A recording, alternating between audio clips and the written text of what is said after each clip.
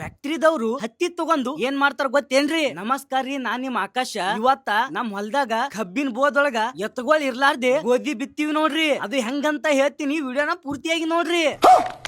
After long time ರೀ, ನಮ್ ಹೊಲ್ದಾಗ ನಾ ಕೆಲ್ಸ ಮಾಡ್ಕತ್ತಿದ್ದು ಇದರಿಂದಾನೇ ನೋಡ್ರಿ ಗೋಧಿ ಬಿತ್ತೋದು. ಇವತ್ತ ಎತ್ತ ನಾನೇ ಆಗಿ ನೋಡ್ರಿ. ಪಪ್ಪ ಬಿತ್ತಕತ್ತಾರ್ರಿ, ನಾ ಜೊಕ್ಕೊಂಡ್ ಹೋಲಕತ್ತಿ ನೋಡ್ರಿ ಎತ್ತುಗಳಪ್ಲೆ. ಬಿಜಾಪುರ ಒಳಗ ಆರಾಮಾಗಿ ಇದ್ದವನಿಗೆ ಕರ್ಕೊಂಡ್ ತಂದು ಎತ್ತ ಮಾಡಿಬಿಟ್ಟಾರ ನೋಡ್ರಿ. ಮನಸ್ಸೊಳಗ ಯಾರೇ ಫೋನ್ ಹಚ್ಬೇಕಪ್ಪ ಅನ್ಕೋತ್ ಕೂತಿದ್ರಿ, ಅದೇ ಟೈಮಿಗ್ರಿ ಒಂದ್ ಫೋನ್ ಕಾಲ್ ಬತ್ರಿ. ಅದೇ ಕೆಲ್ಸದ ಮ್ಯಾಗ ಹೋಲಕತ್ತಿ ನೋಡ್ರಿ. ಸೋಂಬೇರಿ ನನ್ ಮಗನೇ, ಗಂಡಸಾದವನು ಸುಮ್ನೆ ಕೂತ್ರೆ ಮನೆ ಉದ್ದಾರ ಆಗುತ್ತಾ? ಕಷ್ಟಪಟ್ಟು ದುಡಿಬೇಕು.